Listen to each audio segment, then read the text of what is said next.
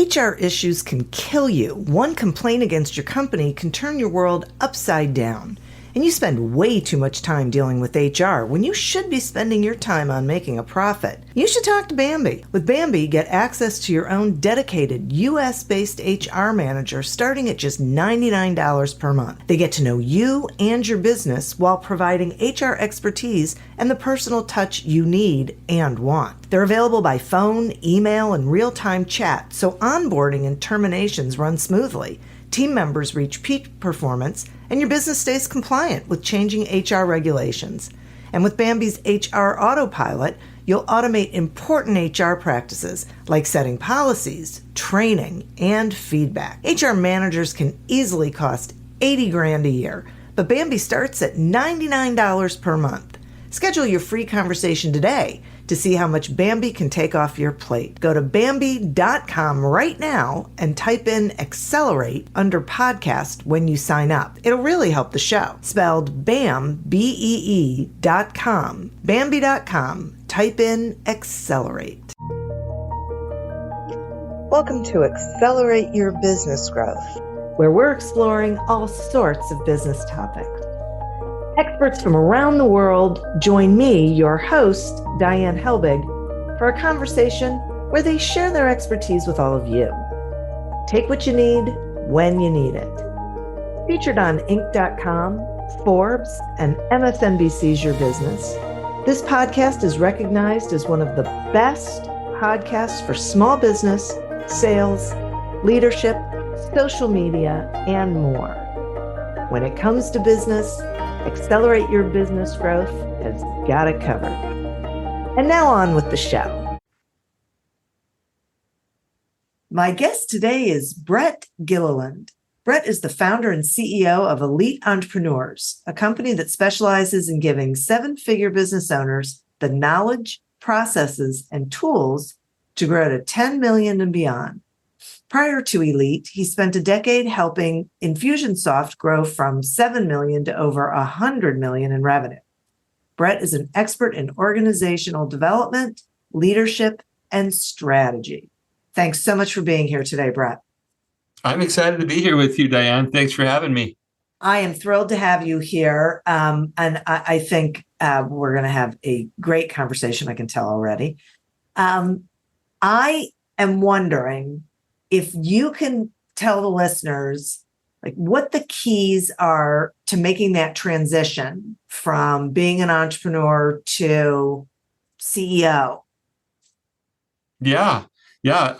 Before we talk about the keys, why don't we spend a minute like wallowing in the mud together? Okay. As entrepreneurs and founders, I mean, these are scrappy, capable, gritty founders. I mean, that's kind of the stereotypical thing. And whether they've been at it for a couple years or a couple decades, what happens is they figure out everything it takes to build this business and get it off the ground, right? To go from 0 to 1 million is so challenging and so commendable. It's relatively few businesses that ever make it to that $1 million mark.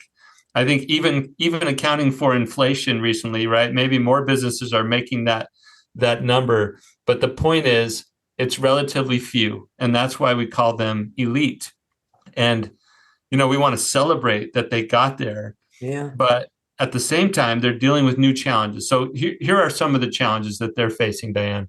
They've built something that largely relies on them still to run. Yeah. So they're right in the middle of it, and they're trying to juggle out everything that's happening. They are often pedaling as hard as they can. If I'm going to use a bicycle analogy here, they're really cranking those pedals, doing everything they can to eke a little bit more performance out of that bicycle. And they haven't figured out how to shift gears. If they were in a multi-speed bicycle, they're in that lower gear that's easier to get started on, and then they're just cranking that gear as fast as they can, as hard as they can. And they're getting little incremental improvements, but they're really not breaking through to that next level. And so what we do is teach them how to shift gears. So let's get to your question specifically, which was like, what are some of the common things or what are some of the keys to being able to go from scrappy founder to like capable business building CEO. Yeah. Did I get that question right, Diane? Yep. Is that Yep. Exactly. Yep.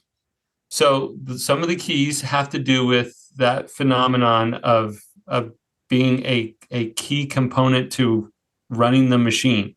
They have to extract themselves as a key producer. And even if they kind of told themselves, I'm not producing, I've surrounded myself with a bunch of good team members. If they've still got the hub and spoke thing going on where everybody comes to them with key questions, everybody comes to them for answers, or if they have the feeling of, if I were to step out of my business unexpectedly for a couple of days, that things would start falling apart without me. Like if they're in that spot, that's a problem. And so a key to moving forward is being able to organize the work in a way and building the team in a way that they can extract themselves from being a key puzzle piece to the core operation of the business. Let me just pause there. If we want to have any discussion around that aspect, we can. Well, thank you for that, because I think it feels to me like that is a real struggle, because what I hear entrepreneurs saying is that they don't trust other people to do things the way they do them. That's right. There's this level of care and knowledge and experience that goes into the thing that the entrepreneur has built. They know every inch of the place. And I don't just mean the physical building. They know every Right. inch of the customer value delivery thing, right? Yeah. And they personally put it together. It's like they built the Tinker toy set with the, I've got kids and I think about putting together some of those erector sets. And it's like every little screw and every little nut. And like they build this beautiful thing, but they know every inch of it. And then they bring other people along to help run it. And they're scared that somebody will mismanage something. Right. That won't be just right. That will drop the ball on a customer. That the quality will dip, right? Like they're operating out of fear that the thing that they've so carefully built and fully invested in will not happen the way that it was designed to happen without them. Yes. And that keeps them from being able to pull themselves out. That's right. Relinquishing control is one of the biggest challenges for an entrepreneur. Diane, do you happen to have kids? We didn't talk about that. I do. They're adults now, but I do. Okay. Yeah. So I'm a parent. You're a parent. Remember back to the day when you started to teach your children how to drive. Okay. There's this really scary moment where this large and dangerous object that's going to be moving down the road could do harm to you, to the child or the teenager, to others outside of your vehicle. And all of a sudden my kid has a permit. I guess they can get behind the wheel as long as I'm in the chair next to them. And the initial response, the reaction we have is to reach over and grab that wheel, right? The moment that there's like, whoa, something's not right. And we want to reach over and grab the wheel. And that's kind of what it feels like in our business. Letting go is really, really hard. It is. But okay, so this is what we have to do. So how do you suggest people do it in a way that isn't going to feel as awful? Yeah. So there are a few key roles that I want certainly every 7-figure business owner to keep. I think this applies to lots of business owners, but I specialize in that 7-figure growth journey. So I'm gonna say every 7-figure business owner out there, and apply that to those in they're on the 750,000 to $1 million range, or they're at 10 million plus. But every 7-figure business owner needs to do 3 things. They need to own setting the vision. They need to be responsible for ensuring that we've built the team that can achieve that vision. And they need to be the one to make sure that we have the resources we need to continue on this journey, right? Said another way, the more popular way of saying that last one is don't run out of money, right? We got to have the fuel that we need. Don't run out of money. So of all the hats that we wear as entrepreneurs, as we're making this transition from entrepreneur to CEO, we need to divest ourselves of all the hats except for set the vision, build the team, get the resources, right? Don't run out of money. Those are the roles that we must hang on to. Now, that doesn't mean we don't get any help on those. We need to lead in a way that others get involved to do those things well. But those are the things that we need to hang on to. All the rest of the, I guess I'll call the functional specific roles, like sales or marketing or product or customer success or finance, accounting, people kind of stuff, like all of those things, we need to be able to organize work, find amazing team members, and then relinquish control to them. So that's the way that I'd set it up, is that we wear lots of hats. We've got to be able to get rid of all the doing hats, and we got to start leading, and then eventually leading leaders, which is another transition a little bit later. But that's those are some of the keys, and it's challenging for us as super doers, because that's how we made this thing go, is that we learned and we did, and then we learned some more and we learned how to market, and then we did marketing, we learned how to sell, we did selling, we learned how to do customer service or fulfillment at a larger scale as our business started to grow, right? We learned how to implement accounting system. We learned and we did, and we learned and we did, and we learned and we did. And now we've got to transition to leading and having others do those things. And it's hard. It's really hard. It's hard, but the thing that I picked up on that you were talking about was being responsible for building the team that's going to be able to do those things. And to me, that feels like a big element of being able to do that. Yeah, it is a big step, Diane. But just like they learned how to do all those other things, they can absolutely learn how to be a leader and assemble that kind of a team. My first job description was horrible, right? It was horrible.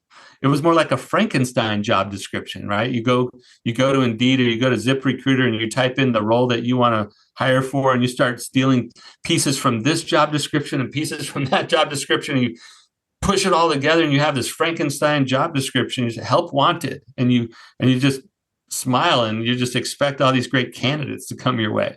Like, no, that's not how all the great candidates come your way. But you learn, and then you learn how. And that now I write what I call a culture-fied job description that is like a talent tractor beam for the right people, right? The people who are attracted to our purpose in our business, the people who are drawn into our core values, like these core shared identity things for my business that is unique about my business. I want my copy for my job descriptions to scream that kind of language and that kind of tone and voice, so that the right people are attracted to it. Well, that's way different than the Frankenstein job posting I talked about to begin with. But those are skills that we can learn, and all of these capable elite entrepreneurs can learn how to do it. They've learned so many things already. This is just the next kind of thing to learn. So what's the apparently it seems to me that there must be a difference between the skills that get you to 7 figures and the ones that get you to 8. That's right. Okay. Yes. So the skill sets are different. Yeah. Well, you can start broadly with the distinctions we already made of like the skills of doing, right? The skills of doing, creating and running the machine. All of those skills are necessary to get to 7 figures. But then the skills of strategic thinking, the skills of leadership, the skills of setting vision, the people, strategy, leadership kinds of skills are the ones that enable you to scale from 7 to 8 figures. Got it. And, truthfully, it's really challenging for a business owner to think to herself or to himself, man, I need to go get me some leadership development, right? Like they don't think that way. They're like, I need to grow my sales. Right. And I understand we're about revenue growth. Let's go build this business. But funny enough, the major skills or the core skills that enable them to scale beyond that initial ceiling that they've grown to is to start learning how to be a leader, learning how to align a bunch of people. And that might be 6, 8, 10 people at this point, but it's no longer 2 or 3 people. It's a little bit more, right? It might be 12 people, but they can't all be reporting to you. They can't all be looking or waiting for you to make key decisions. They can't all be just punching a clock and doing a job, right? You need to enroll them as owners in this business, as passionate participants in the purpose and the mission of this business, and they're co-creating it with you. And if you can enroll them in that way, because you become a great leader, now you've got capable owners who see the big picture because you've invited them into seeing it, and they've actually helped to paint the picture that you guys are pursuing together. And now you got people pulling together, they're rowing together, and some of the weight of that business comes off of you, and it's no longer you pedaling as fast as you can on that bicycle to make it go. You actually have you've built a team of peddlers, and now we're all pulling together, and it's a much different and more enjoyable ride, actually. Yeah, for sure. What was I going to ask you? Oh, let's talk about how teams make decisions. And I'm really curious about how a company can reduce their costs, sustainably reduce costs by changing how their team makes decisions. What are your thoughts on that? Yeah, that's a fantastic question, Diane. It's almost like you have some insight on this stuff. So one of the other adjustments that has to happen, it's not just development for the business owner. It's not just the transition from entrepreneur to CEO in terms of the skill sets of the business owner. There are also some organizational development things that need to happen. And one of them speaks directly to the question you just asked. And I'll simply call it a meeting rhythm. But and this will feel counterintuitive to some of the business owners listening. It'll feel like repulsive to many of them, actually. It's like, you're going to add more meetings to my schedule. You're going to make me add more. I already have too much on my plate, right? But a good meeting rhythm will allow a business owner and the team together to do this tricky little balancing act that most businesses don't do, and that's why they get stuck. And the balancing act is this: most businesses get stuck in the busy doing of the current thing, right? So they're doing it, as Michael Gerber so famously said years ago, doing it, right? And he wrote The E-Myth, which is a great book. Yeah. But what they have to do is also break out of the day-to-day long enough to build the next thing, right? They got to build the future of their business. And a good meeting rhythm will not only help create the balance between those two things, but more importantly, initially, it will create time and space to be more future focused, more long-term oriented, and not just here and now, day-to-day operationally focused. So it's a little bit of slowing down to speed up on this. Right. I was thinking that. I was going to say, that's great. Yeah, go ahead. Say whatever you want about that. Well, I'm glad I'm getting it. Oh, you're totally getting it. Yeah. Slow down to speed up is what it is. And it's way more efficient when you don't build these meeting rhythms in. And I'll be a little more specific here for a second. So I believe the core components to a great meeting rhythm: there's an annual planning offsite. There's a quarterly planning offsite.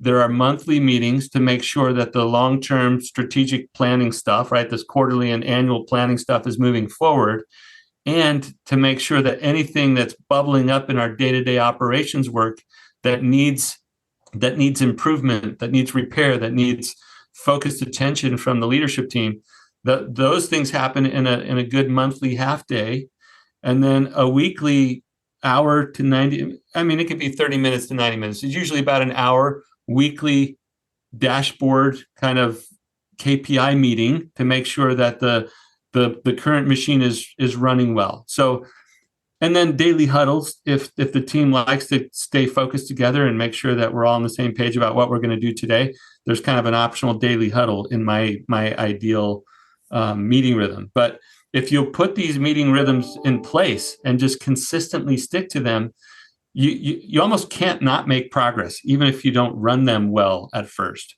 It's just the discipline of getting out of the day-to-day to think long enough about improvements in the current operations, but also about building the future.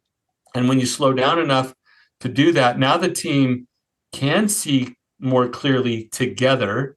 And now we can take targeted, coordinated action, which is way more efficient than the other version. When you don't have a good meeting rhythm in place, then it's everybody in their own, and operating in their own silo, in their own seat, doing the best they can from where they're sitting, but not seeing the whole picture, not collaborating well, or having to go to all your team members individually, one off, to have the right conversation so that we're coordinated.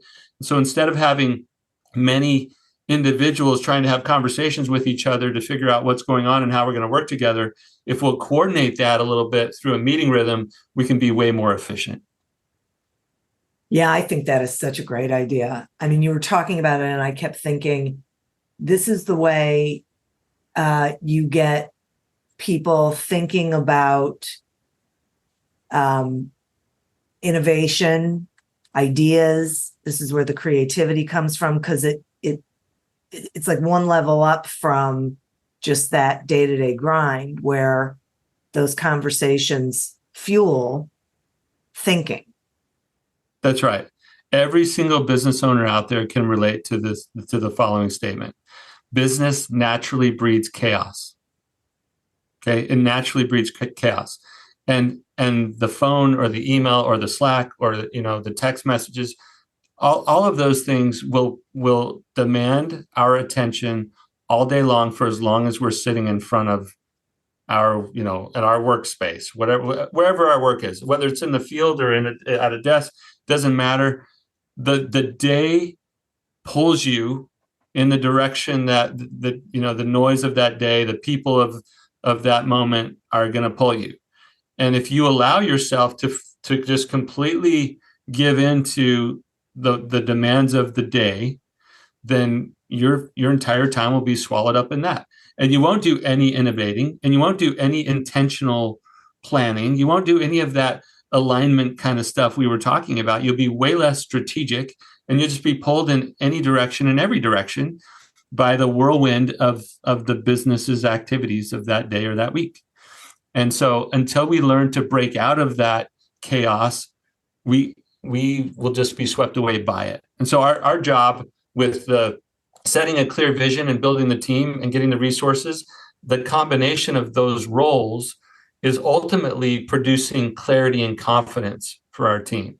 So instead of chaos and confusion, which naturally happens in our day-to-day business, we want to step into our role as the leader to create clarity and confidence. And we do that through setting the vision, building the team, the meeting rhythms, right? Making sure that we have targeted, coordinated action together. That's how we break out of that reactive mode. We get more creative, less reactive. And is this the same way to level up productivity? Yes, absolutely. Because sometimes, like we talked about earlier, a business owner wants to pedal faster to make that revenue line go up, right? You just want to see that revenue grow. So let's just work harder. Invariably, it's a matter of clarity and confidence for the right team members. Now some of us, I don't mean to divert us too long, but some of us are carrying around unnecessary drags on our business. That we have the wrong people on our team, and we're too busy to deal with it, and or the pain of writing that job description I'm not very good at, and then trying to select the right candidate that I'm not very good at, and then onboarding or not onboarding them, worse. Like all of that just feels so overwhelming. And so we just deal with suboptimal performance and or poor culture fits on our team. Right. And that just drags everything down. It's terrible. So I got a little distracted with that topic. I don't remember where we were going, Diane. No, that was, listen, I'm so glad that you said that, because I hear a lot of companies struggle, regardless of their size, struggle with that. I can't let that person go. I need people. And what I say to them is, no, you need the right people. Those people aren't really helping you. That's They're right. causing more damage than good. That's right. They're hurting your customer experience, Yeah. or client experience. They're hurting your team morale. Yeah. Like your good players are looking at them saying, "Why in the world is that person Right. here?" And they're looking Exactly. at you for that Yes. leadership again. They're saying, "Why aren't you doing anything about this?" And the really good Exactly. ones just get fed up with it and leave. Now you're not only you're dealing with attrition, but you're dealing with the worst kind. You're dealing with unwanted attrition instead of getting rid of the person that's causing problems. Right. So anyway, there's lots of things that hold us back from having those hard conversations or making those difficult decisions. But the point of it is when you have a team full of great people who are all aligned towards a common objective that they help to get clear on with you because you led them that way.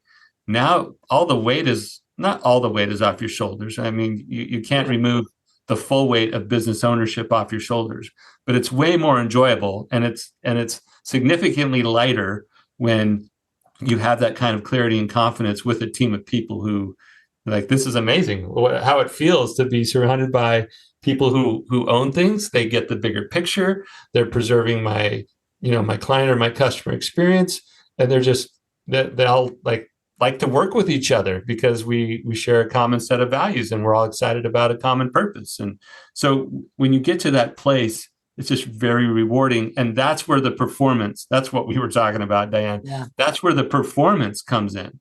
So I've had people get stuck. Usually it's not magically at 1,000,001 cent, right? It's not like a hard and fast rule at 7 figures, but it might be at 1.2 million. It might be at 1.3 million. They may have pushed their machine to 2 to 3 million, but invariably somewhere between 1 and 3 million, they get stuck and they think we got to get better at our marketing. We got to get better at our sales.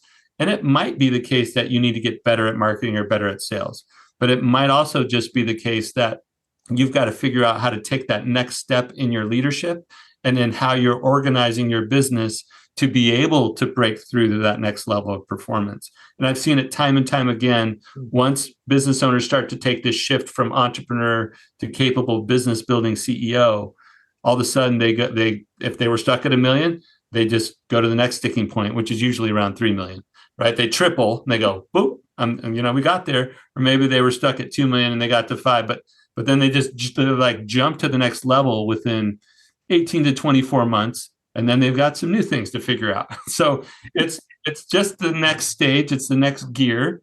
And the next level of performance comes along with doing that work. That is great.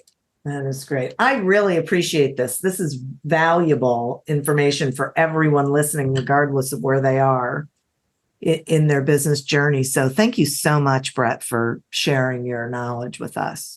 You're welcome. It's been my pleasure. And I like that you said for any business owner, which is true, but if they're still in those earlier stages, this isn't the highest priority work. The highest priority for them, if they're still, at 300,000 might be getting their marketing message right, figuring out how to drive consistent lead generation.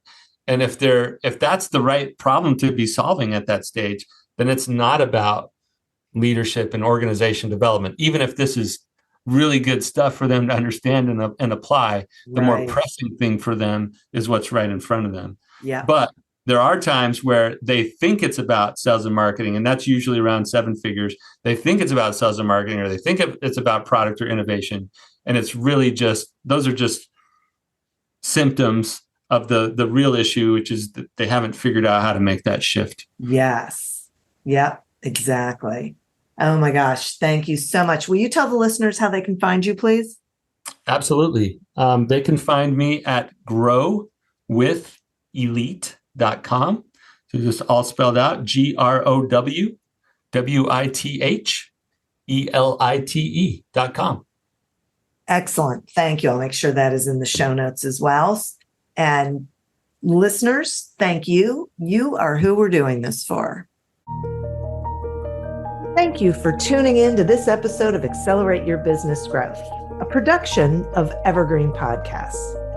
Discover more episodes of this podcast and explore others at evergreenpodcast.com. As always, continue to prosper and be curious. And if you're looking to get your sales strategy headed in the right direction, pick up a copy of Succeed Without Selling on Amazon or wherever books are sold. Until we meet again on another episode of Accelerate Your Business Growth, goodbye and good day.